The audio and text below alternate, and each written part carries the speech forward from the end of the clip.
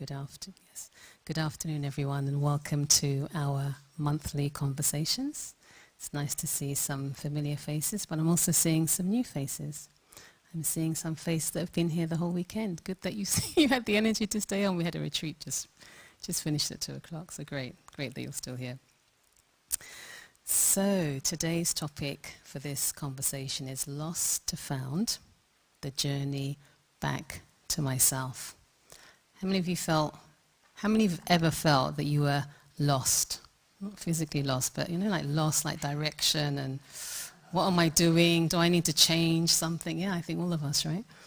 And so I'm sure this evening, Matthew and Margaret, who I'll introduce in a moment, will give us some key tips for that journey. And so as you can see, it's not a talk, it's not a lecture where you're just passively sitting and listening. It's a conversation. So we urge you to take part, not just by listening, but also there'll be time for meditation, a chance for you to have a conversation amongst yourselves on related themes. And Matthew and Margaret will guide us through the process. Is anybody here for the first time? Really? Oh, okay, great. How did you hear about? Did you come across our website? How did you hear about us? Highly recommend. You had it recommended to you. Great. Good. And yourself? Oh, okay. Great.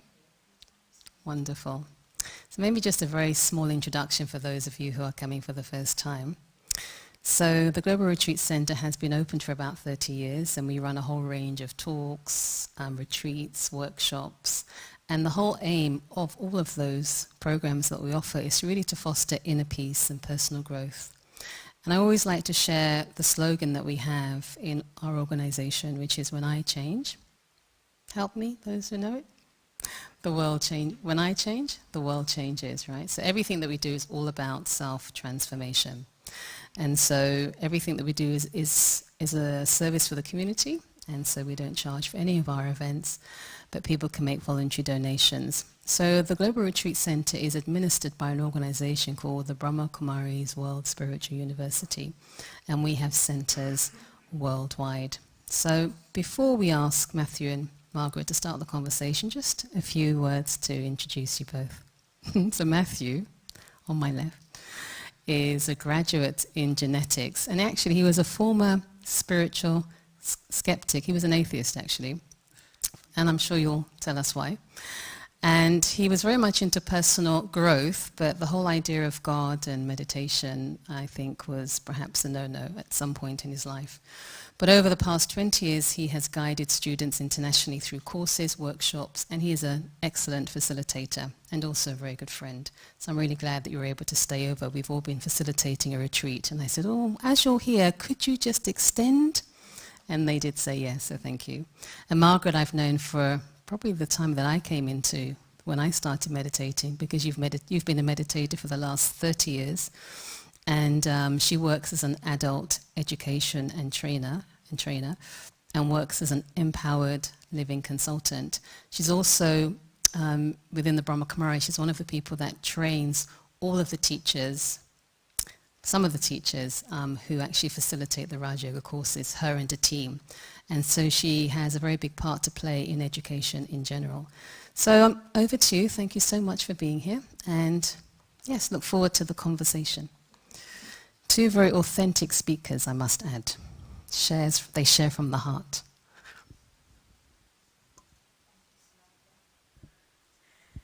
Thank you to Mark for putting the mics on. Hands on. Thank you. Thank you, Samantha. I love the introduction. It was. I have to live up to it. Yeah, no pressure. So yeah, we're going to have it's a bit of a live podcast, isn't it, really? We're going to be having a chat, and you can be a fly on the wall, but we're going to have a chat on the topic for about half an hour. And then the idea is we'll ask you a question you can all reflect on and have a conversation amongst yourselves, so it becomes quite interactive. And then we can have a Q&A. So it should be quite a fun afternoon, I think. Does it sound all right? And then a guided meditation at the end, just to put the cherry on the cake, because after all, we do teach meditation, so we should have some. So yeah, the topic, Lost and Found, interesting one. I think we both... Is it lost to found or lost and found? Lost and found. Lost and... I should know, I wrote, You wrote the topic. Journey back to myself, lost Yeah. and found, yeah. And I think, I was thinking that we've both had that sort of contrast of before and after. So I'm interested to hear about your experience of lost and found, and what you feel the differences are, what your experience is. And also, I guess we can discuss in general with people around the world, you know, do people know they're lost, or is it just a belief that we have, or is there some truth, universal truth in what it means to be found? But I mean, I think we can start off just by maybe you want to share your experience of before and after. Quite interestingly, in the months or years maybe, leading up to coming and starting my study with the Brahma Kumaris, I was actually in my head quite frequently, not necessarily every day, but quite often the thought would come up, I'm a lost soul. And I didn't realise till I came here how true that was. And I think it was because I didn't seem to have a purpose. It was almost like I was saying to myself, I need a guidebook for life. I seemed to be making kind of mistakes or making decisions that weren't fulfilling. Some of the relationships were not really working. So there was this kind of feeling I was out of sync with life. And I was, you know, still in this comparison game where I was looking at other people and their lives seemed to be going kind of smoothly and they were happy, and I was a bit kind of like, what am I doing wrong here that my life is kind of topsy-turvy? So actually when I came here and started studying here, it was like those things went away quite quickly, because I felt like I was given a guidebook for life. And I definitely had that feeling. I don't know if it, maybe later it became found, but I've certainly felt very comfortable and I felt a sense of belonging very quickly. It's almost like meeting others who understood or were like-minded. So in that way, that found was quite quick in terms of belonging. But actually, to really feel found, I think it took longer, because I think the first found is you have to find yourself, right? I felt that was and once you've really found yourself, and at the beginning there's a lot in the way of that, or for me there was quite a lot in the way of that, finding myself, although I have to say I had some experiences quite early. I had some very powerful experiences. In fact, even when I was taking the actual meditation course, I had a very profound experience of the Supreme Being. You know, it was like unconditional love just flowing on me almost like a river. I thought, I like meditation. You know, but I wasn't going to have that kind of experience for quite a while afterwards. But I guess it's like a bit like a golden carrot, isn't it? It's like you've had it, and you know there's a possibility, but actually a lot more kind of clearing out of all the stuff that had made me feel lost went on. So that's a starting point. I don't know if your journey was similar or different, or... It was quite... I mean, elements of Lost and Found are the same, but the details quite different. I mean, I find that fascinating about anyone you speak to that's embarked on this path. You just ask the story, and they're all incredible. You know, and some people have strong faith before, some don't, like me. I remember feeling lost as a kid, but not having any context. So I just thought it was sort of, earlier on I thought it was just normal, that life was just weird. I remember at school, sort of infant school, sort of 5, 6, 7, it started to become clear. Teachers would sort of say, well, he seems fairly intelligent and capable, but he doesn't seem very interested. And I just didn't quite, I just thought, I had the question in my head. I don't know if I could articulate it at the time, but what am I doing here? It seems like I'm on the wrong planet or something. But I sort of, and I was aware, I don't know, on some subtle level that not many other people felt like that. So I sort of kept it to myself. And I found solace in science. I was sent to Sunday school as a kid, the local Methodist church. Very quickly decided I really didn't like it. There was something about the whole faith, religion thing that just turned me off completely. And I also was, when very young, started to get heavily into science, and that became my religion, so to speak. So I sort of initially found myself through science. I thought, science is an evolving thing, so it seemed like eventually it would have all the answers. And I did get into, I was very ambitious but extremely shy as a kid, so I thought I need to read a lot of personal development stuff. And I went into sales, sort of like a baptism of fire. And I thought, my dad was sort of a self-made businessman, and we're very prone to influences around us, so that became a thing. And to cut a long story short, so in my 20s I was sort of working full-time, starting a side business as well, and my focus was all on that, and I was training people in personal development, and I loved I was a humanist. I believed in the goodness of people, but I didn't see the need for spirituality or religion at all in that context. And then in my late 20s I felt this vacuum opening up inside, and I didn't know what it was, but it didn't feel good.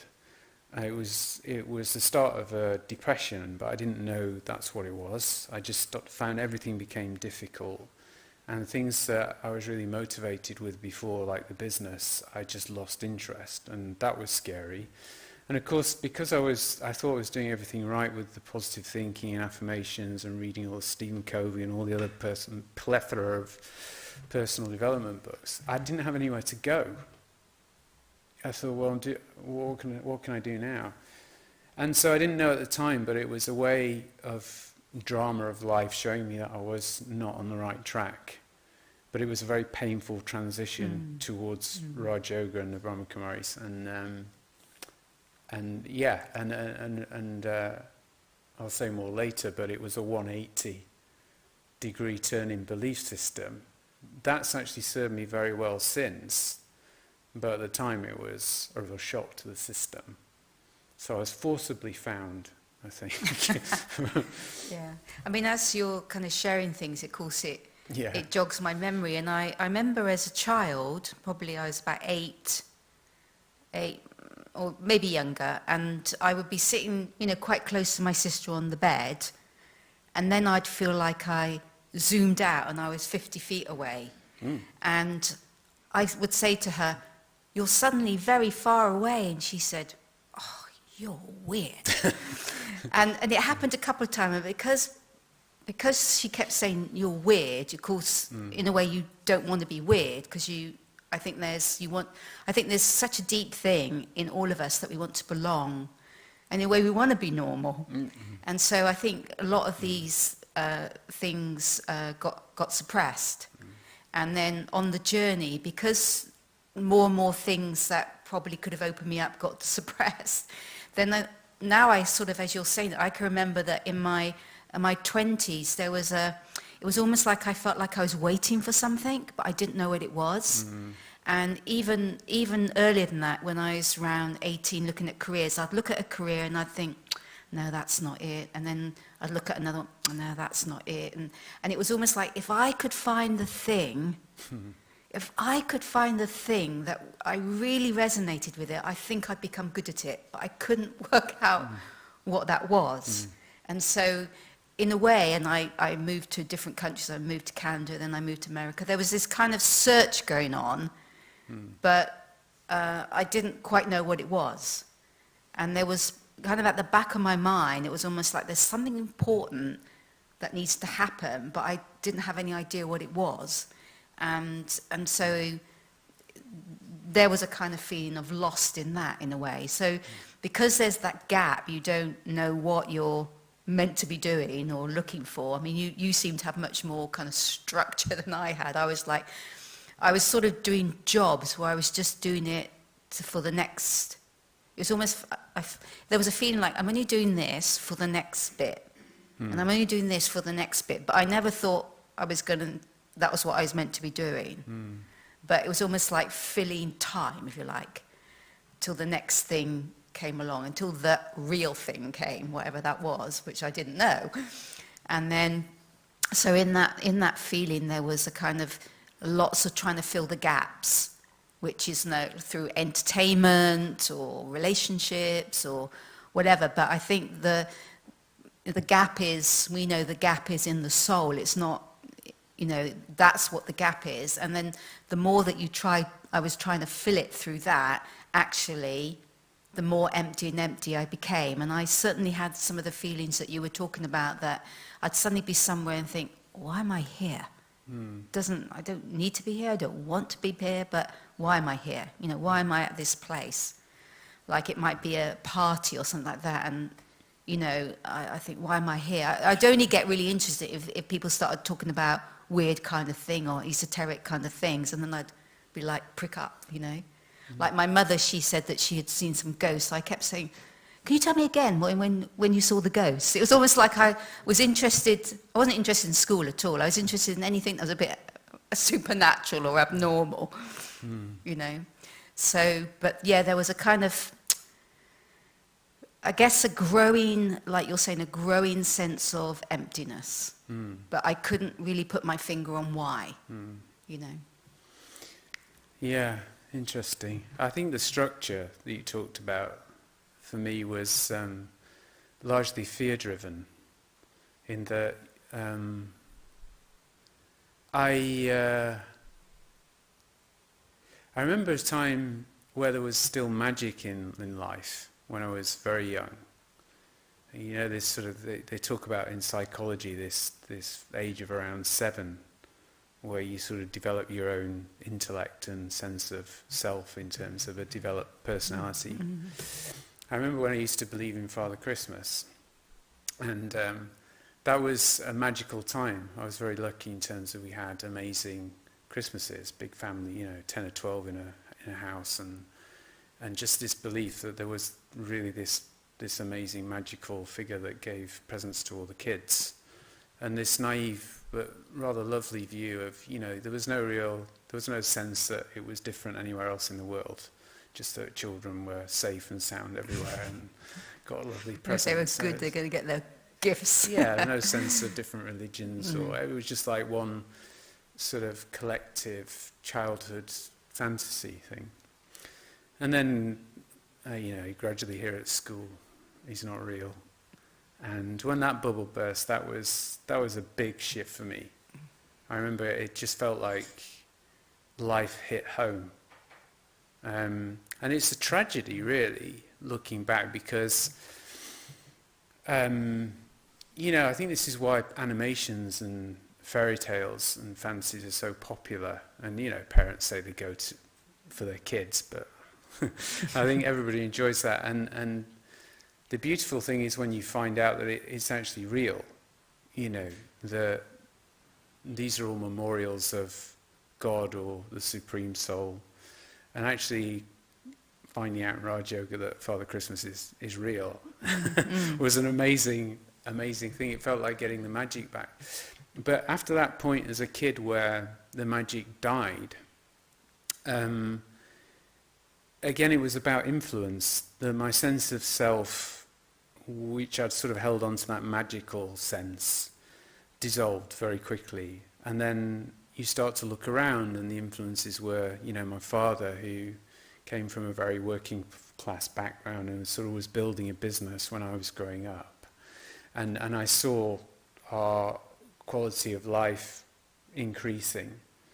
And then I started to think, oh my God, I'm going to have to do this for myself. There was the realization that I'm growing up and eventually I'll move out and I'll have to sustain myself. And I was very big on not relying on, I was very lucky, but I wanted to be independent. So the whole thing about maturing.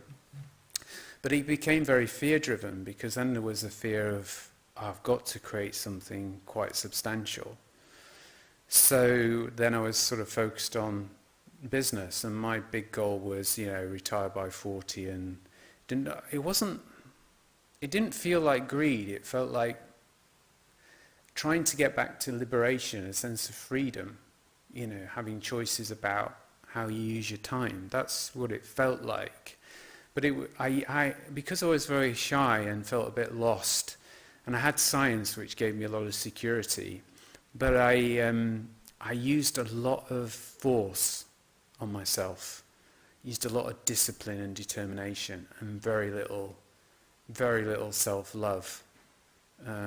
But I tried to be very considerate to other people, so it was an extremely draining situation where you're using a lot of force on the self, but you're trying to be a good person, and you're doing personal development, but you're not really applying it to yourself. You're trying to be liked and be good to other people and be effective. So I created this mask where I realized later I always felt very insecure inside, but I built this quite competent, and I knew it came across like that, but there was that dissonance was always there in hindsight.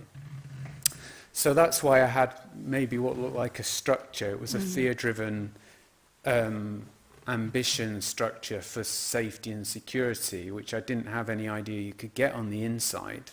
So I was trying to create that structure on the outside. And, that sort of situation is just very painful to live through. I can relate to that because I was working as a therapist, maybe in the couple of years before I kind of found this path, and it became clearer and clearer to me, although, again, competent, was doing well and everything, but it became clearer and clearer to me, I'm the one that should be on that couch. It's like, I'd go and kind of perform it, if you like, and, great feedback, there was nothing like that, but on the way back, driving back, I just suddenly thought, I feel like... what's the imposter? Because I'm not right, and here I'm not right, and I'm trying to help other people get right. And I could see also that it's almost like that they would feel right for a while, but when you came back, they'd gone back to where you were when, so I was kind of thinking, this doesn't work. It's just kind of like a stopgap. So all those kind of feelings were happening, but I remember the crunch came, and it was really through a relationship breakup that the kind of crunch, in a way, and the kind of sadness that came with that. But I remember sitting and saying, I think by this point I didn't know if I believed in God anymore. It was like a not sure, though I'd grown up in a very religious environment. And I remember saying, God, if you can hear me, and then I went, if you exist, and you can hear me, I want my life to change. And I said, no, I don't want change. I need revamp. And it was kind of amazing that about 3 months after that, through a series of events that you couldn't write the script for, and I'm sure we've all had that kind of thing, that I end up going to the Brahma Kumaris. And even that is a kind of story in itself. I'd heard about the Brahma Kumaris, that someone had said that, there's this course you can do, it's for a week, you can do it every day, which often happened at that time, and I guess I also noticed they said it's free of charge, but the person who told me about it hadn't continued. They just said they're very good at teaching meditation. You don't need to take the philosophy on board. They're just very good at meditation. So I had kind of parked that, but it was in an area that wasn't an area that I went to in London. I was living in Highbury, for those who know London, and I was working in South Kensington. So I never kind of went to that other area. And then actually, the person who I was working for, he suddenly moved up to 2 miles from, he moved the whole office up to 2 miles from the place. And they were doing some renovation of the house, and they found dry rot. That, I don't know exactly what it is, but it kind of eats away at the stone or something. You have to do quite a lot of work. So he said, we're going to have to move out. So they went to Barbados, but he said, we need someone just to be there at night, just to make sure lights go on and off and things, that people know someone's there.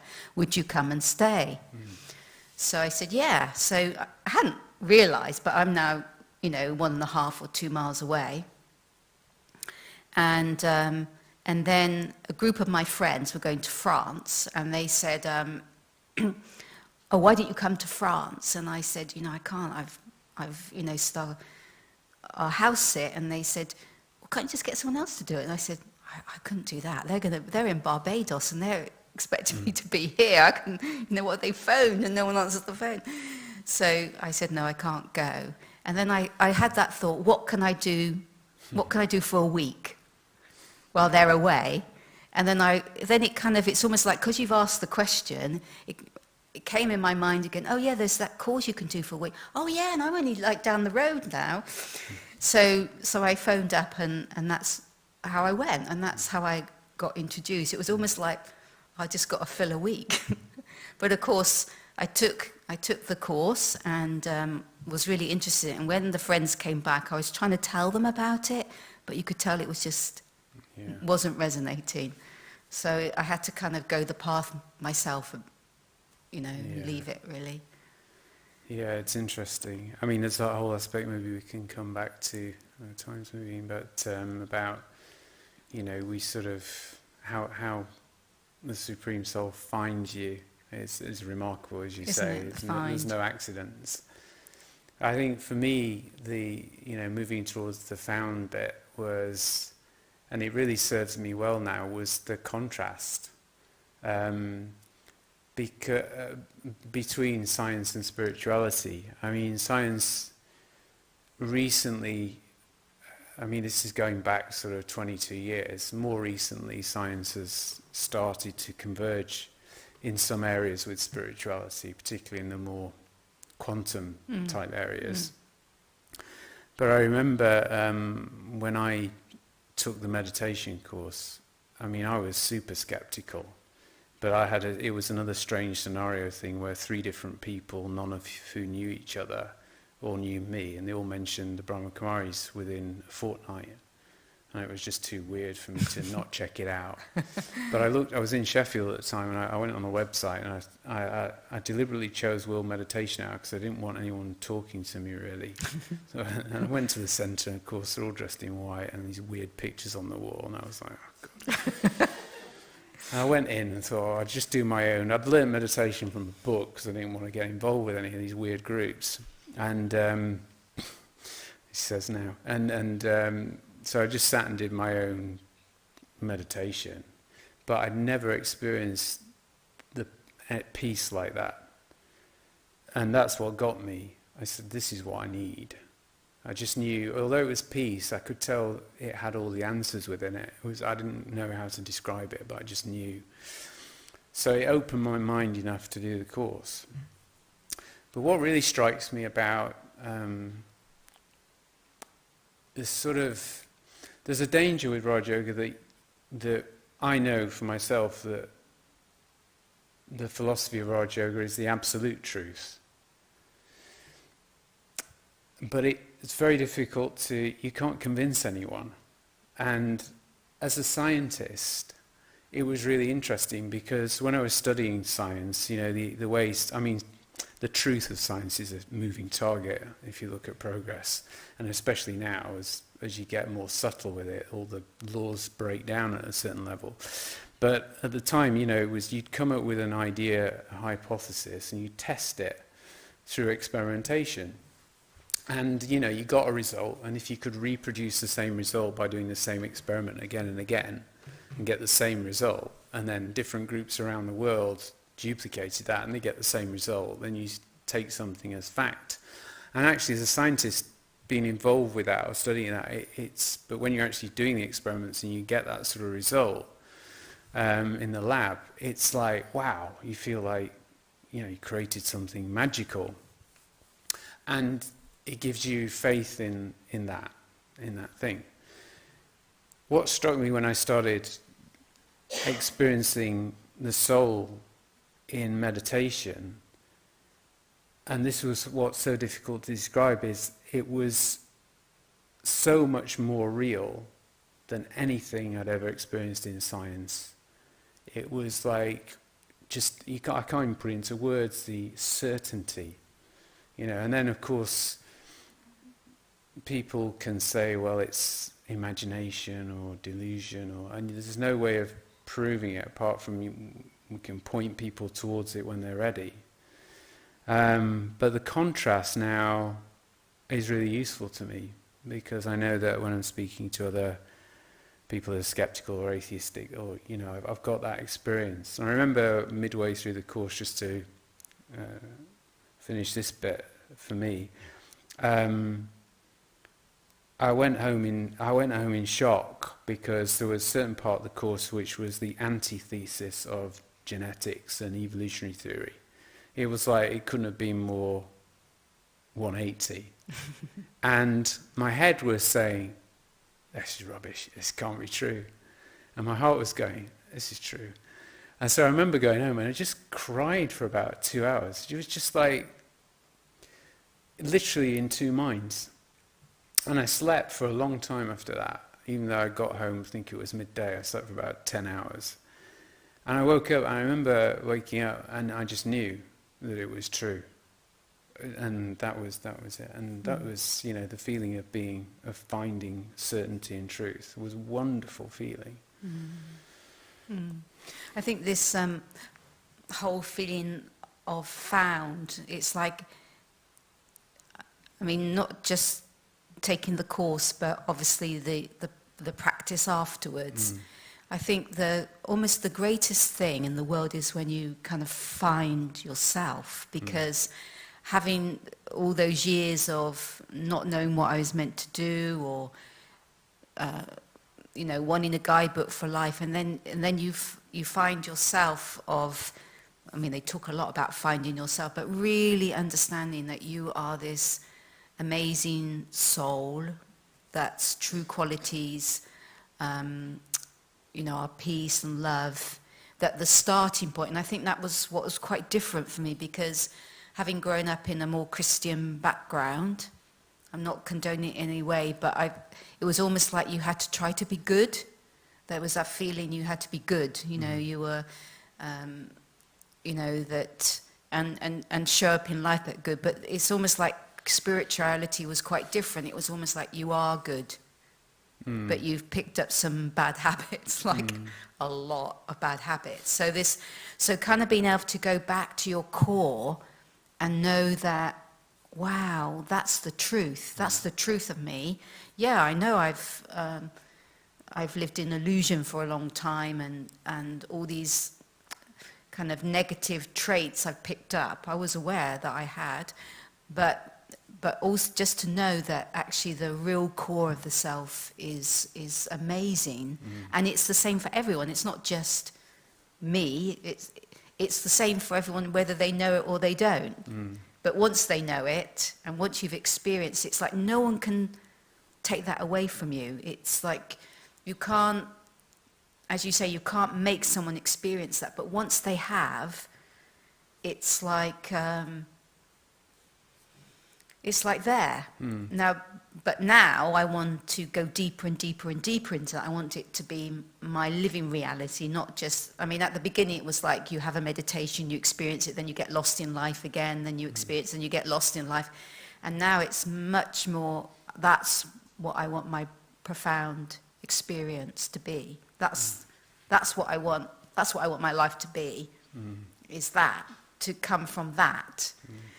And also, and then talking about found on another level, so finding yourself, but also, this practice involves, as we know, being found by that higher one you mentioned, finding.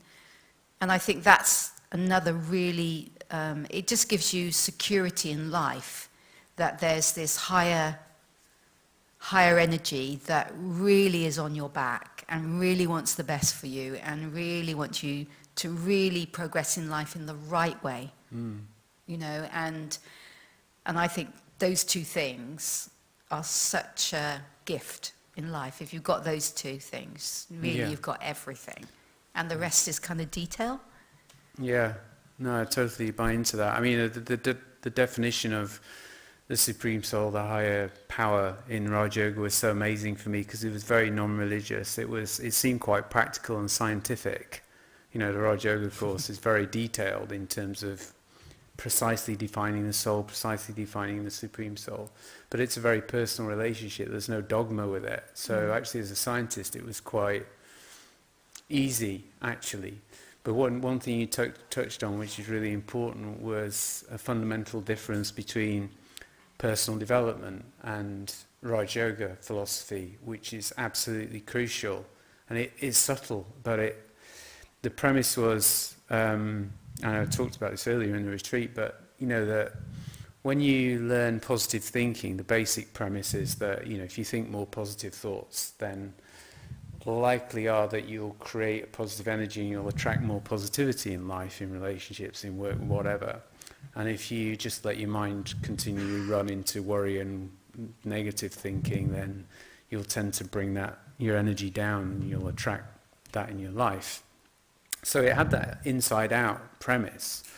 But the fundamental difference, and Louise Hay wrote about this in her book, You Can Heal Your Life, where she did therapy for a lot of people.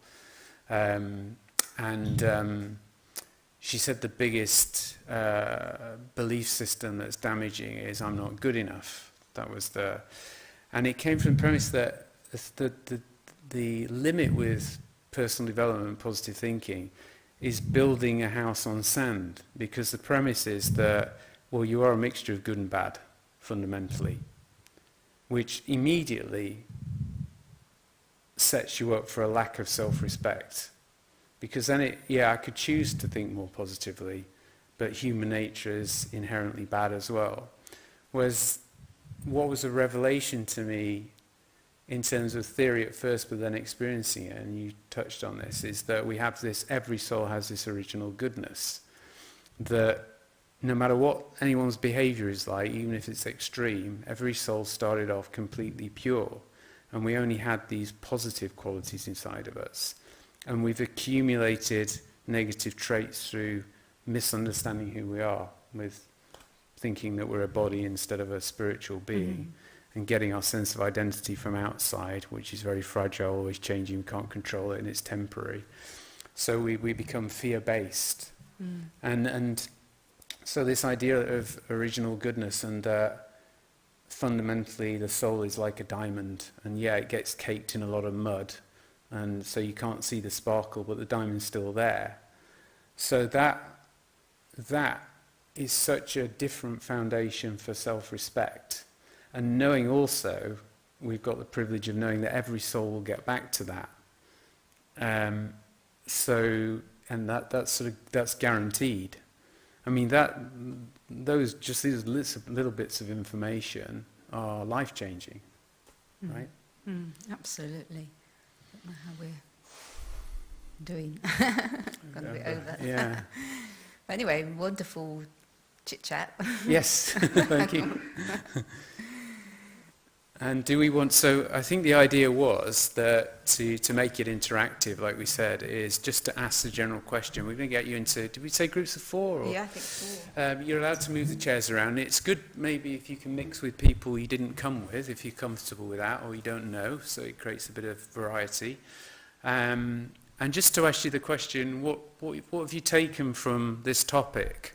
Maybe you can talk about what brought you here in terms of what attracted you to the topic today, but from what you've heard from the conversation, what sparked your interest a little bit, or even if it's something you disagree with, something as a basis for your conversation in your groups of 4.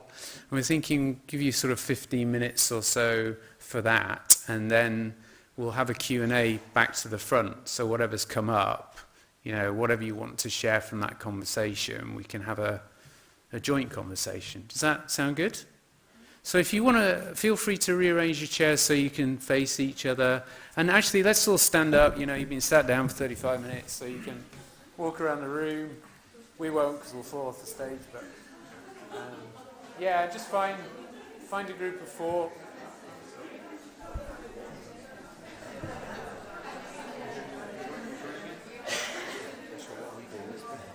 We can carry the conversation on, actually, but we're just without the mics.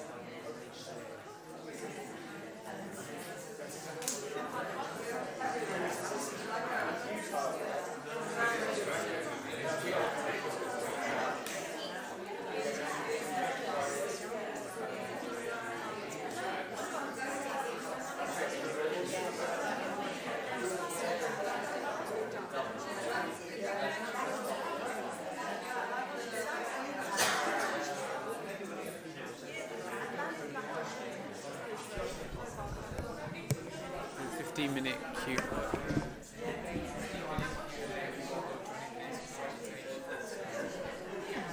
So basically.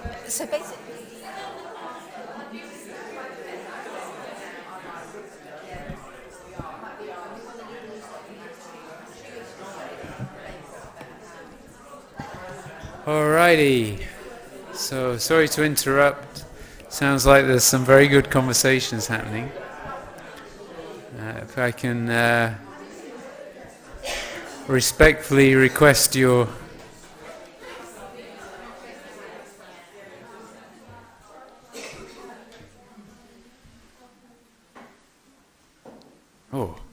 what's the practice of silence and meditation? It's 10 seconds. Wow. How was that? That sounded like there was some vibrant conversations happening. Was it good? Interesting stuff? Oh, I can end it there then if you want.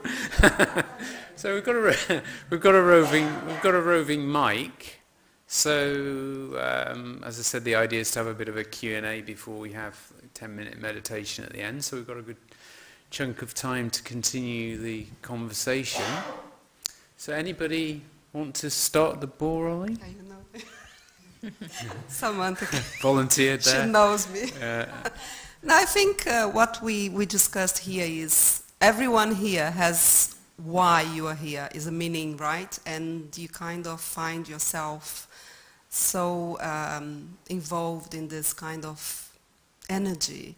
And it's so special because we have a chat and we had very similar situations in life. And why I was talking to him, it means to be, this kind of thing. So, yeah, it's so great to have this. All right, thank you. Guess you're next. For me, the essence of it, listening to the group and stuff, was that we've all got individual stories, but they've got very similar things. Have the courage to listen to the messengers that come along, have the courage to change, and don't. I was going to say, don't take it personally. Yes, take it very personally, but don't take it negatively. So we're all in individual stories, but we've got lots in common as well. Yep. Great. Okay. Just handing it on. No, there's no pressure. You can. It's more of it's a voluntary basis. Voluntary basis.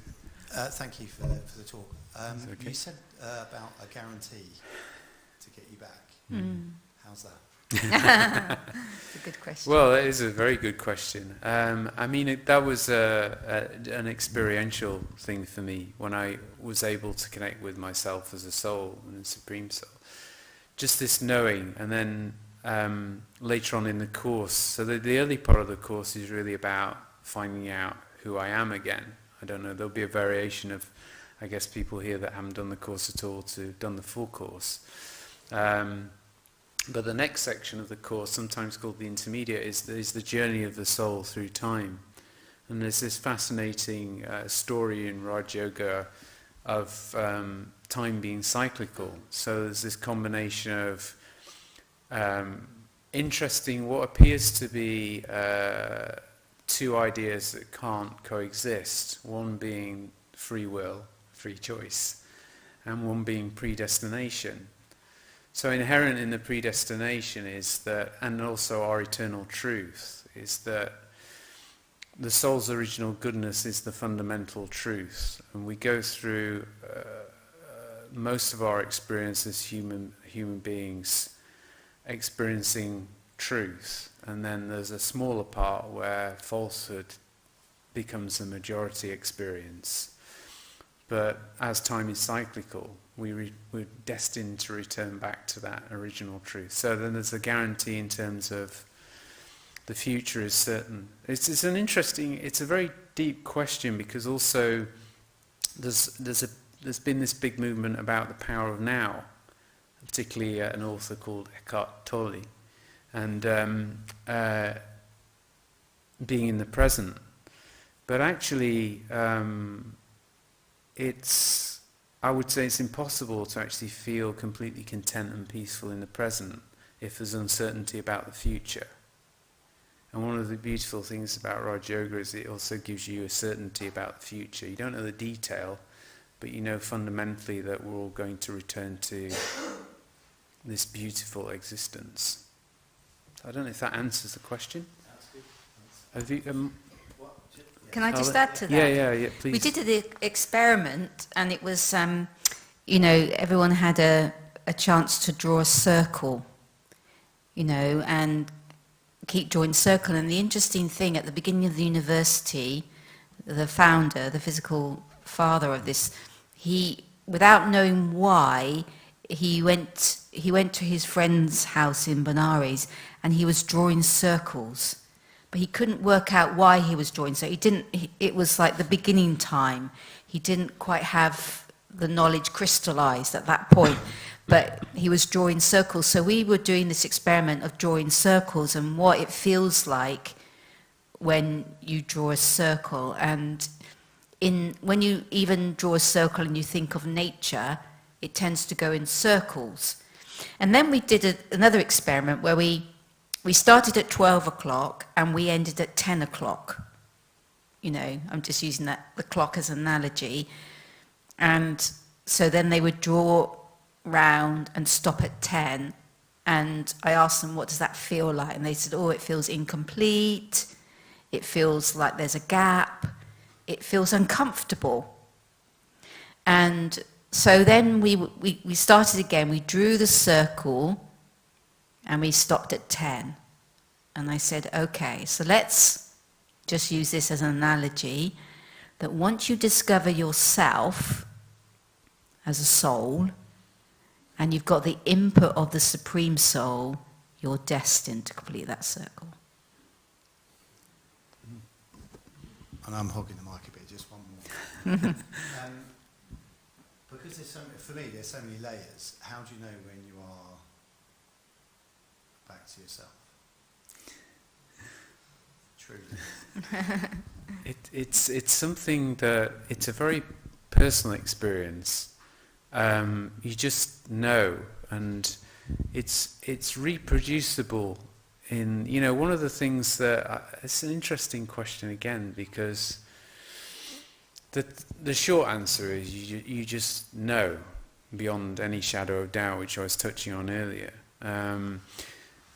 There's an interesting debate in science because experience is seen as a bit wishy-washy, because it's people are so fixed on evidence these days, scientific evidence, which relies on things being provable in the material world, that you can measure things and repeatedly do experiments and get the same results, touching on earlier. Whereas the experiences are all over the place and they get tainted by belief systems and influences from society and parents and growing up and our own experiences of life. So experience has been sort of invalidated. But the interesting thing is that science is also experienced, evidence is experienced, because consciousness created science.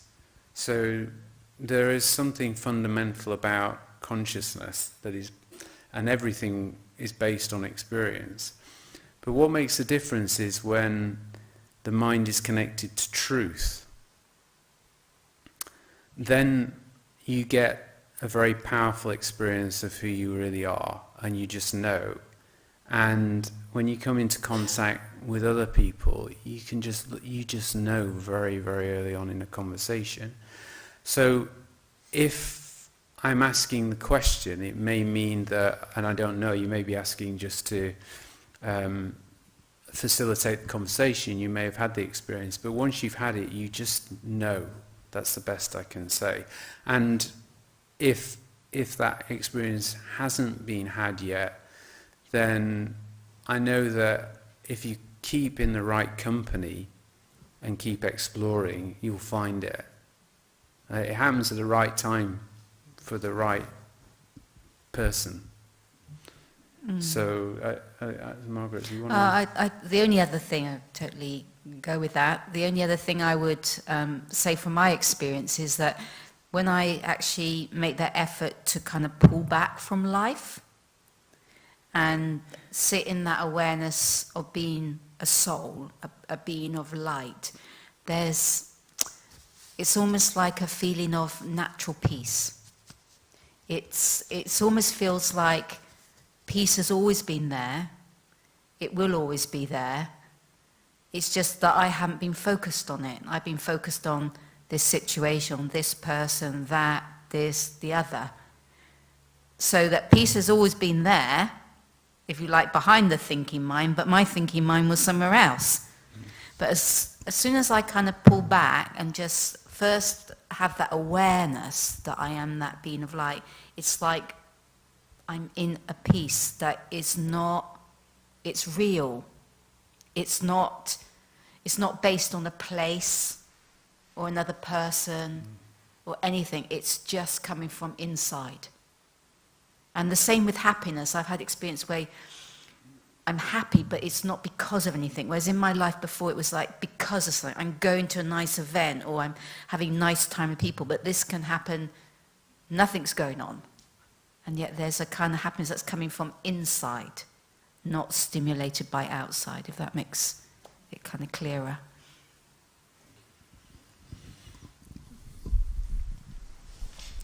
Anyone else?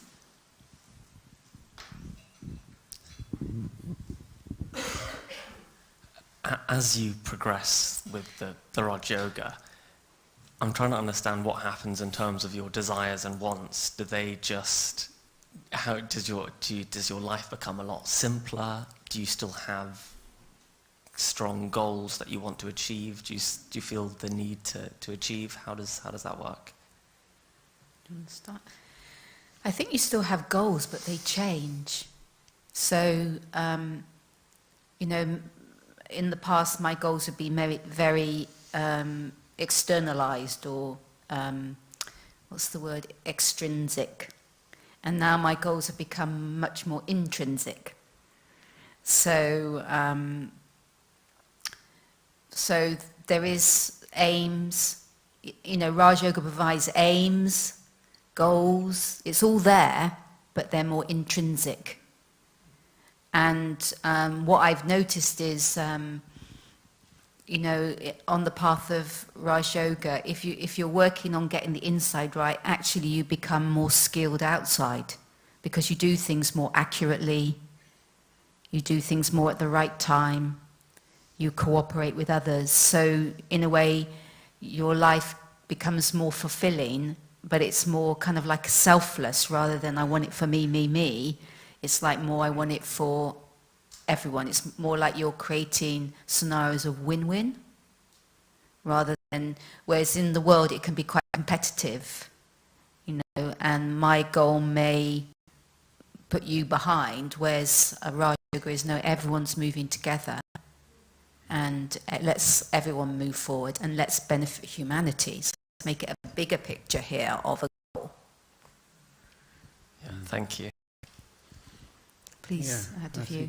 It definitely simplifies life in terms of, certainly for me, in terms of desires. And I totally agree with Margaret about intrinsic goals, because I used to be such an avid extrinsic goal setter and planner, vision boards and all that stuff. And intrinsic goals is more in terms of, first of all, the realization that everything I need is inside of me, which isn't just a cliche, it's actually true. Everything I'm looking, I might be looking for peace and think nature is what gives me peace, but it's just triggering a truth within me. When I learn to access it inside, I don't need the external thing to experience peace. So the goals became more about feelings rather than things. For instance, if you take the simple premise of setting a goal to feel peaceful, if you really empower that and think about it, if you are peaceful and you feel peaceful, no matter what happens outside, you feel peaceful, you've won life.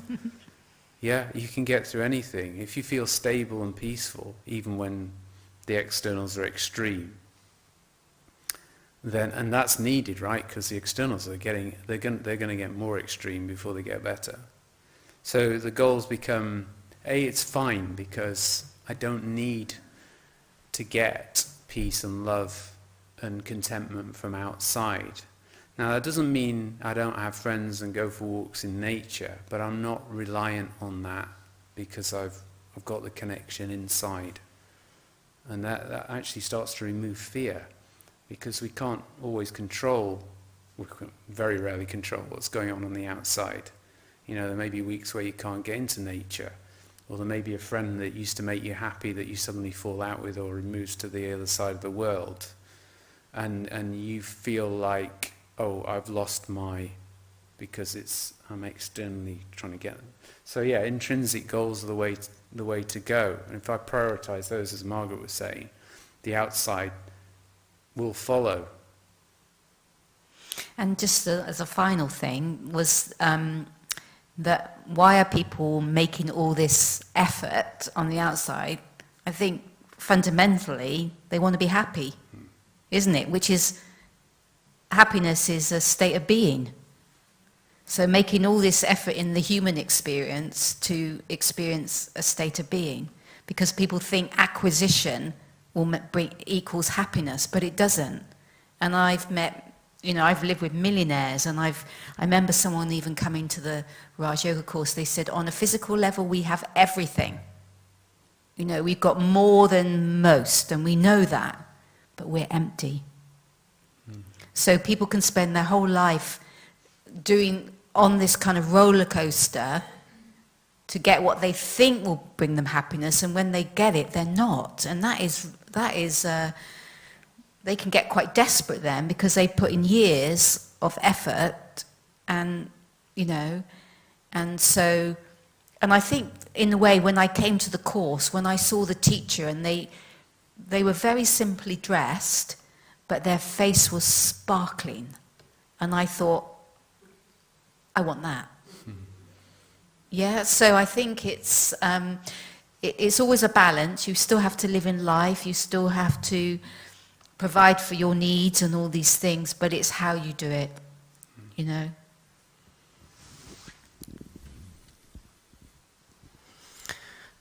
I'd like to ask a question.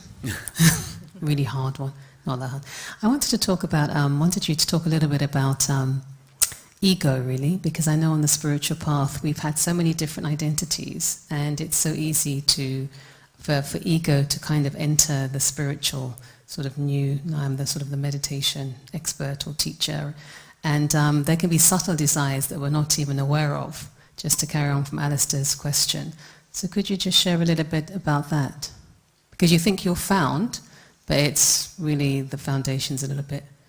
Yeah. Yeah.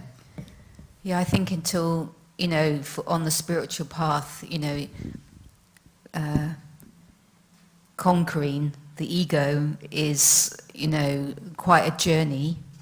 But there's one thing that's in our favour, is that the drama of life will keep trying to show us, and we'll become uncomfortable, and, and if we're not getting the message will just come harder. And it will be painful. And while you were discussing, Matthew and I were also discussing, I was just sharing with him about a situation where a certain thing had to happen, that was really painful. And, but it was an ego death. And then on the other side of that ego death is a freedom. So I think, it's always there trying to get in, because we've lived with it for a long time, but that is also the brilliance of other people and the drama of life, that they will keep showing you your blind spots, and that shows up in that you feel uncomfortable, or you won't like it, or you'll push them away, or you'll resist, or you'll get irritated. This is all showing you that's still operating, so, but the more we put our effort into being aware of ourselves as soul and really going into that practice, every time we practice being a soul and really go into the truth of us, for that time, that's the kind of death of the ego, if you like. But it will still try and find its way in. You just have to be alert to it.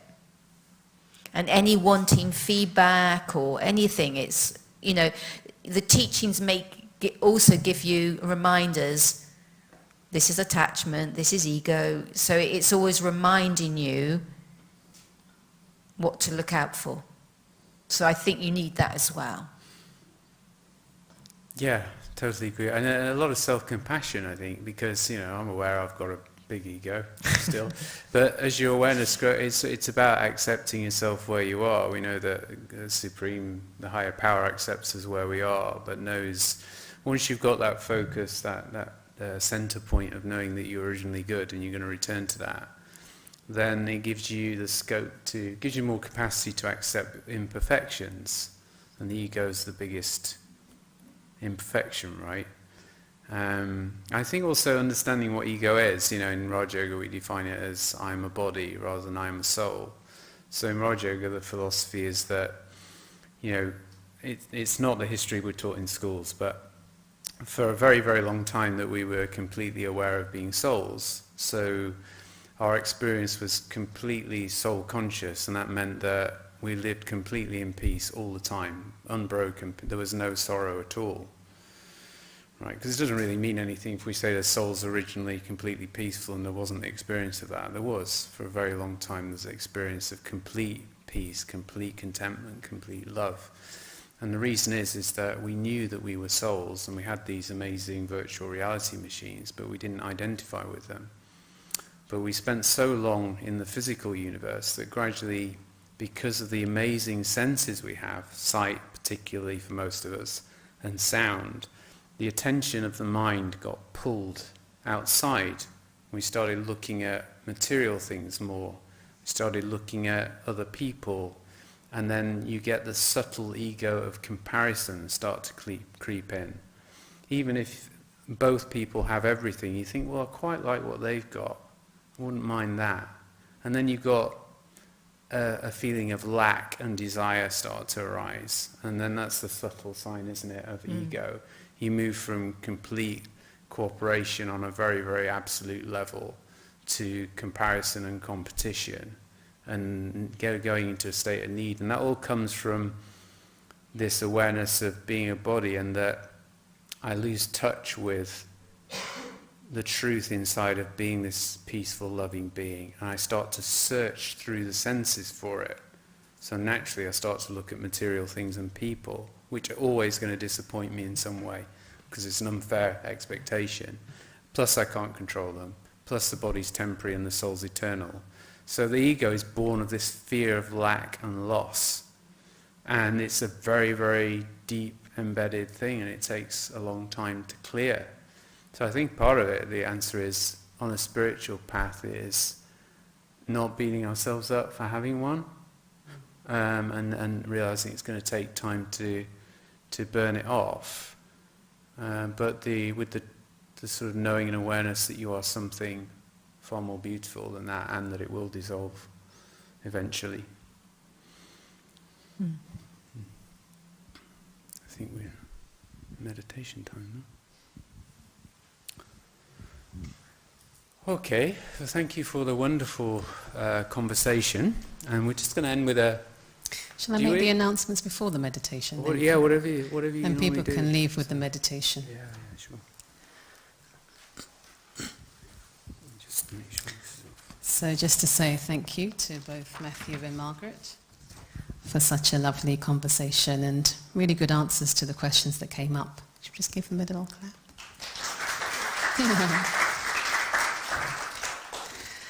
So just to let you know what's happening next month, so the conversation on the 11th of May, that's right, it will be between Nina Buchanan and Shantanu, so both experienced meditators. Nina Buchanan is a coach, and Shantanu is a very dynamic individual. So that's going to be 3 p.m. to 4:30, and the topic of that is simplicity is kindness. Isn't that a lovely topic? Yeah, I like that. Tomorrow, our new online course is called Soul Healing. That's going to be 6:30 till 8 p.m. And the byline for that is Learn How to Be Free from Anger. So if you If you know anybody, I don't think anybody here has any anger problems. If you know of anyone, you can recommend them. Oh no, it's not just Pina. And we have Maggie and Joanna doing that course. So that's online, 6:30 till 8 p.m. That's a new course that we're offering actually. So do sign up to get the Zoom link. And our meditation events, we have a lot of meditation events happening in the house. Some people just like to be able to come here in the gathering for meditation. So next Sunday is World Meditation Hour. So from 6:30 to 7:30 in this room, we will have meditation for world peace.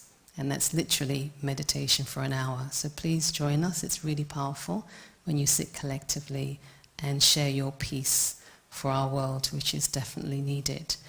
And there are other events. There's a Tuesday lunchtime meditation, every Tuesday 12:30 till 1 p.m. online. So if you want a lunch break, not just a physical one, but a spiritual one, Josephina is the one that runs that. So she's been running that for a long time. And other events, you can see them on the website. So once again, thank you very much, and we'll end with a commentary. Thanks. Thank you. I thought it would be nice to do, like, we think, who should do the commentary? So why don't we both do it? So I'm going to start, and then Margaret's going to do half as well. So just sit comfortably and relax. If you're used to open eye meditation, you can gently rest your eyes on the beautiful point behind. If you're not, you're welcome to close your eyes, whatever's more comfortable. I'll just take you through a guided meditation. So, just first of all, taking a couple of deep breaths just to relax the body.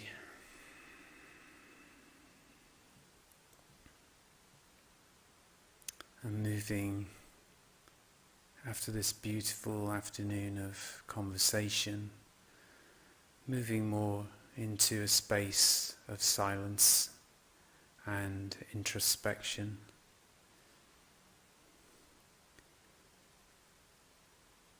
And gradually bringing my focus away from the outside, away from others, bringing my focus inwards.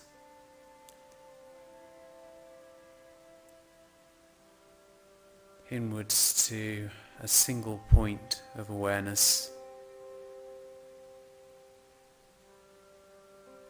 in the center of the forehead, between the eyes, behind the eyes, the seat, the position of I, the soul, the true self, the eternal being of light and peace.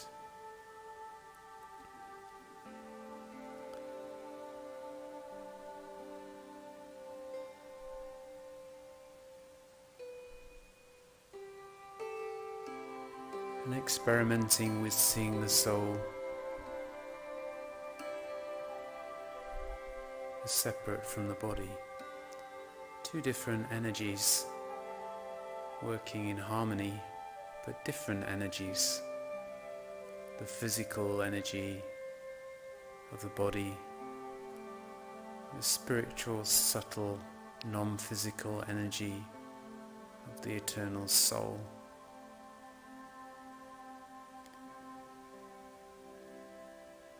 And I can see the soul almost as being in a room, seeing the head of the body as a room that I am sat inside.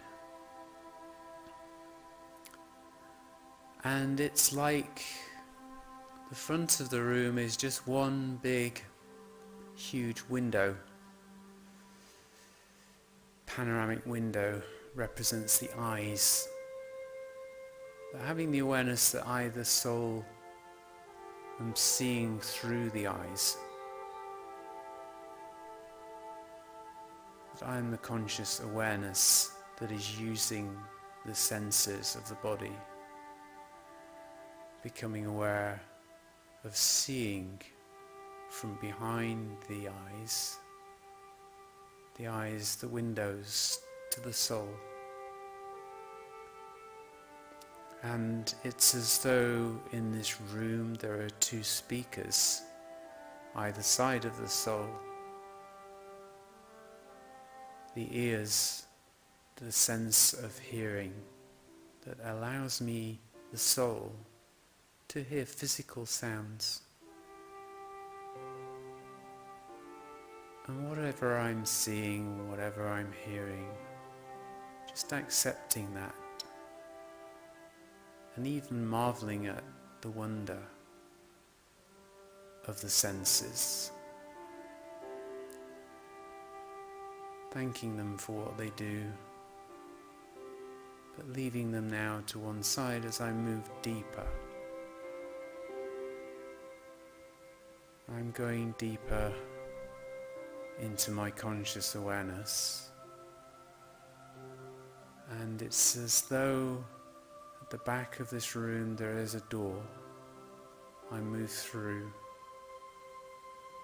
It feels like I'm moving away from the senses. They're always there, but they're more in the distance. My awareness is going deeper. And as I go deeper, I feel more relaxed, more in touch with the peace of the soul that I am. And I'm moving more into the arena of thoughts and feelings. This new room I see has a huge white screen, like a huge cinema screen, the screen of the mind. And when I look at this screen, there's so much going on. So many stories, impressions, memories, things from the past, projections about the future. It's like watching 100 films playing at the same time. And I think, gosh, normally I'm just lost in the chaos of all of this. But now I'm aware of being detached, just observing from a distance and keeping in touch with my peaceful energy. It's as though the mind just melts away into the distance as I go deeper into this sense of peace, this sense of being a pure point of conscious energy, and just enjoying this feeling of peace. My attention then starts to go upwards.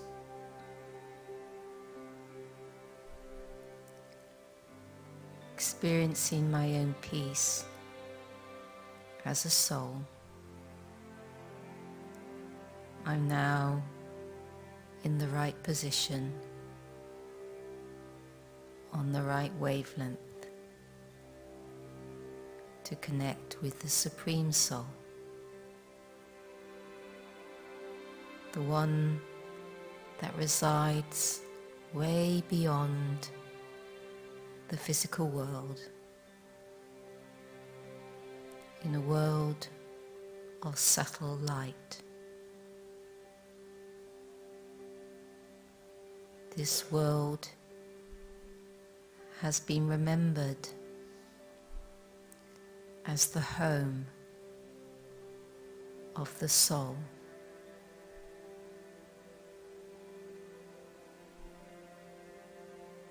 The world beyond sound, nirvana,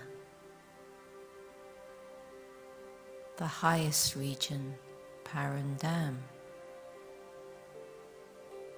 This is the home of all souls, and also the home of the Supreme Soul. The Supreme,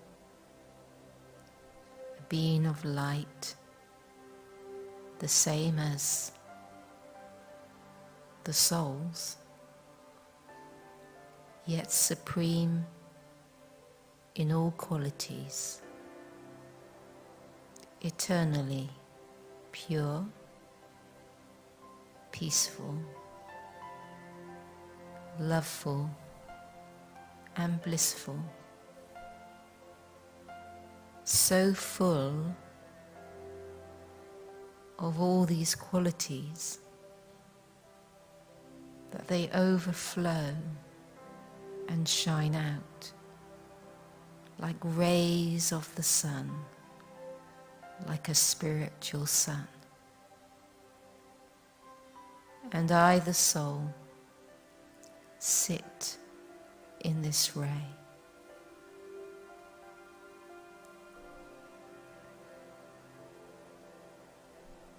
A ray of love. A love that is unconditional. A love that has no judgment. Full of compassion. Wanting only to uplift and benefit. A love that sees the original of the soul, the goodness, and wants only for the soul to recognize itself. So for a few moments, I, the soul, sit in this feeling of unconditional love coming from that ray of the Supreme.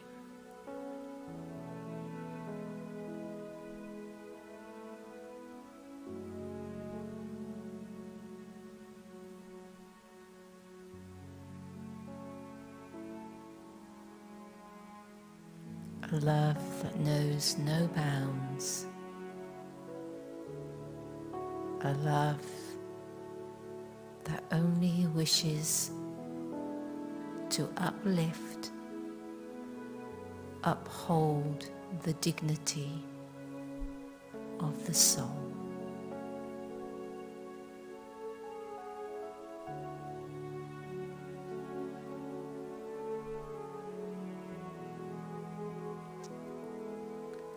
And feeling this feeling of self-dignity,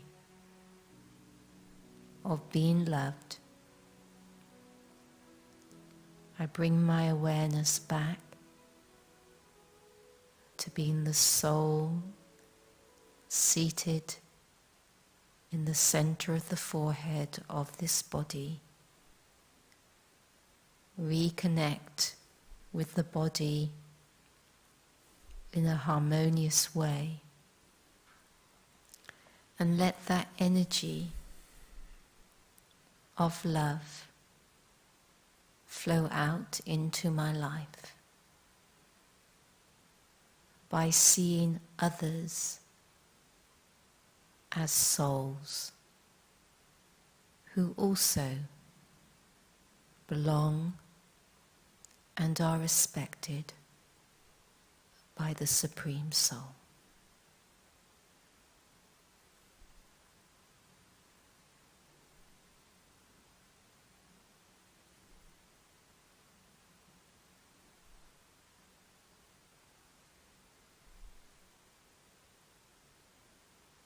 Om Shanti, Om I am Shanti, a peaceful being, a peaceful soul.